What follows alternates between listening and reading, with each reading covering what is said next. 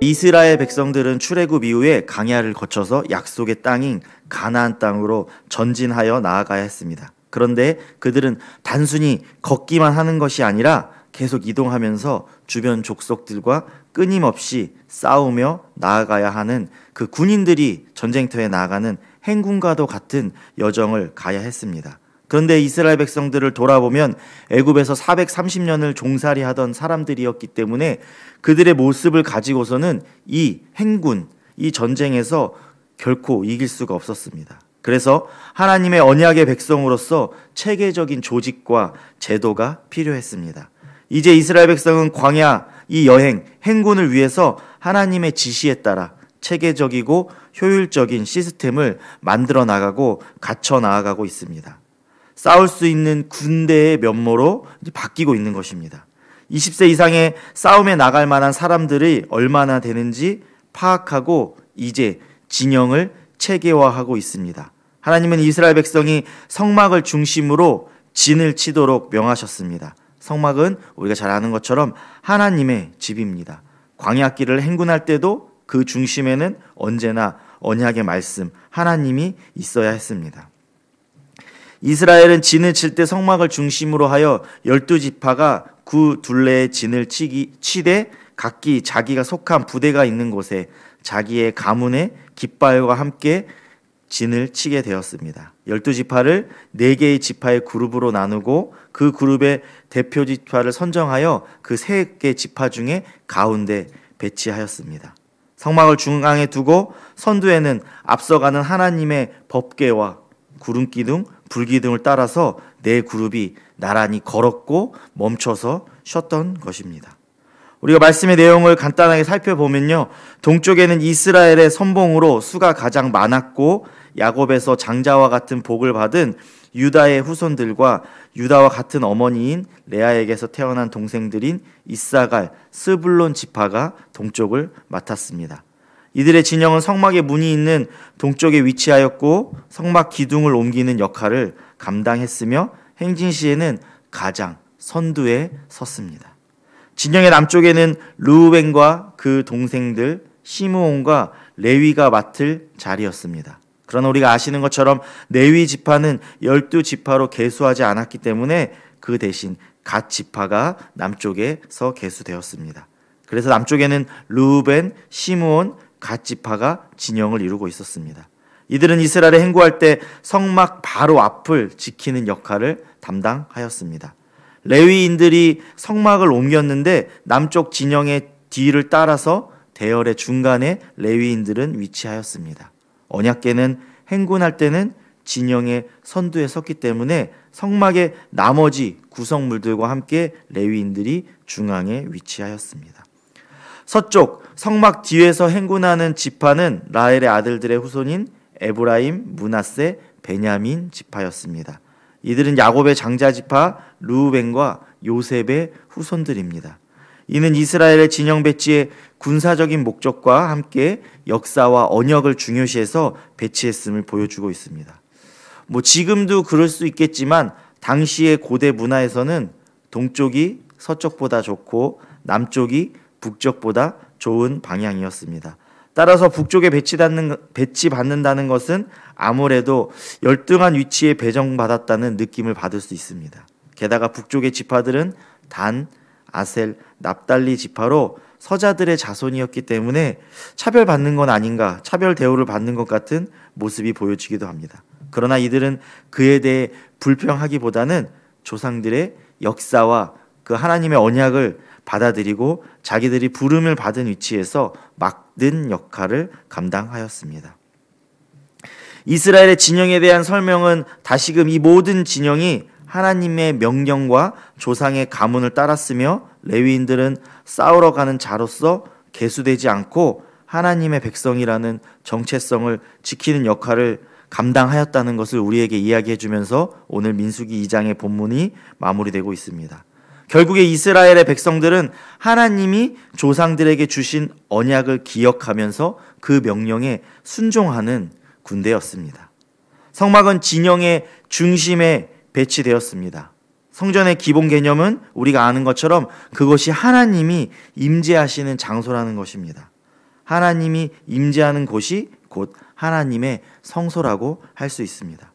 구약에서는 하나님이 예배받으시는 곳이 다양한 모습으로 나오고 있습니다. 족장시대에는 상수리 나무, 돌베개를 베고 잔 하나님을 만났던 장소에 제단을 구축하였고 하나님께 제사를 드렸습니다.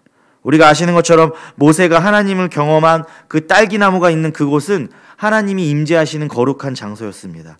후에는 그 시내산 자체가 하나님이 임재하는 거룩한 그 성소가 되었습니다.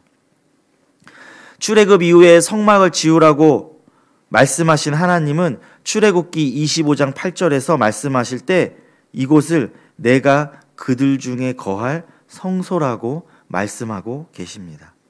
성막이 단순히 하나님이 계신 곳, 거주하시는 공간일 뿐만 아니라 백성 중에 거주하시는 공간이라고 우리에게 말씀해주고 있는 것입니다.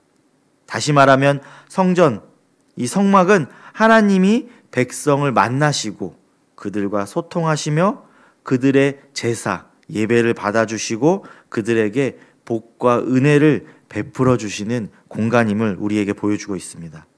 그런 이유로 성막은 이스라엘 삶 중심에 존재하고 있어야 하는 것입니다.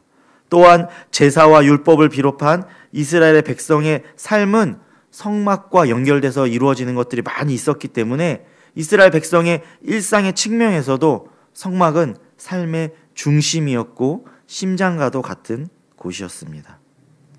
이스라엘 백성이 광야 여정을 가는 곳에 있어서는 하나님과 함께 하나님의 질서를 따라 하나님의 속도에 맞춰서 걸어가야 하는 여정이었습니다.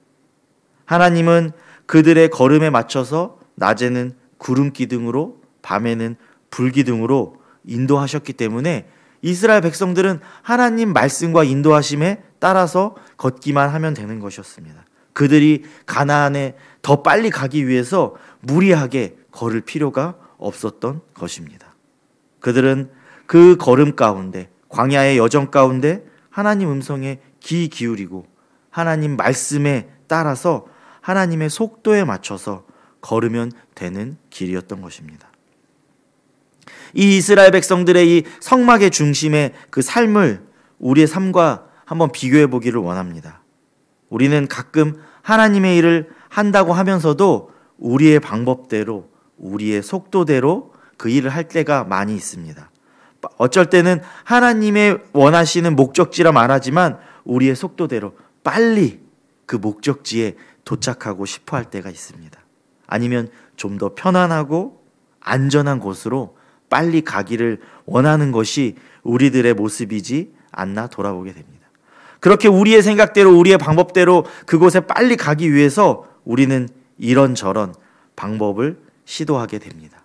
그래서 하나님의 일인데 하나님의 방법대로 하지 않아서 때로는 잘못된 길에 들어갈 때도 있습니다. 우리에게 하나님을 찾는 일보다 더 급해 보이는 일들이 우리 눈앞에서 벌어질 때들이 있습니다. 그래서 그럴 때면 우리는 그 일을 처리하고 하나님을 따라가야겠다 이렇게 생각이 들 때도 있습니다. 그렇게 하면 또다시 우리는 하나님을 잃어버리고 하나님과 함께 걷는 일에 실패하게 됩니다. 그냥 세상의 방법대로 세상의 길들을 걸어가게 되는 것입니다.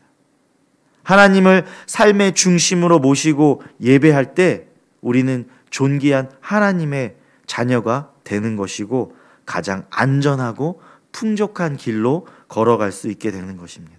우리가 아까 함께 부른 그 찬양처럼 우리는 하나님의 자녀로 하나님을 중심에 모시고 하나님을 따라 한 걸음 한 걸음 걸어가야 하는 것입니다. 예수 그리스도는 성전으로 이 땅에 오셨습니다. 자기를 믿고 따르는 사람들을 성전으로 세우셨습니다. 예수님을 믿는 사람들은 거룩한 성전이 되었습니다. 그 거룩한 성전들, 그 성도들의 모임이 교회인 것입니다. 예수 그리스도가 임재하는 교회가 우리의 삶의 중심에 자리 잡고 있어야만 우리도 예수님을 믿는 거룩한 성전으로 살아갈 수 있게 되어지는 것입니다. 우리가 예수 그리스도를 믿고 예수 그리스도 함께 할 때 우리는 성전이 됩니다. 하나님이 임재하시고 성령님이 거하시는 영적 장소가 그 거룩한 성전, 예수 그리스도를 믿는 그리스도의 공동체인 교회가 될 때 하나님은 우리의 예배를 받으시고 우리의 기도를 들어주시고 우리에게 말씀하여 주시는 것입니다.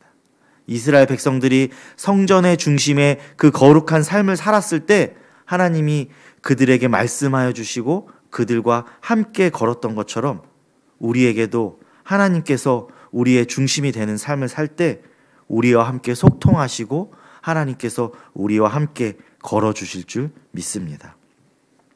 오늘 하루 이 자리 가운데 나와서 예배하는 성도님들 가운데 또 영상으로 예배하는 성도님들 가운데 삶에서 하나님의 임재를 경험하는 거룩한 성전으로 하나님을 중심으로 살아가는 모든 성도님들이 되시기를 주님의 이름으로 소망합니다.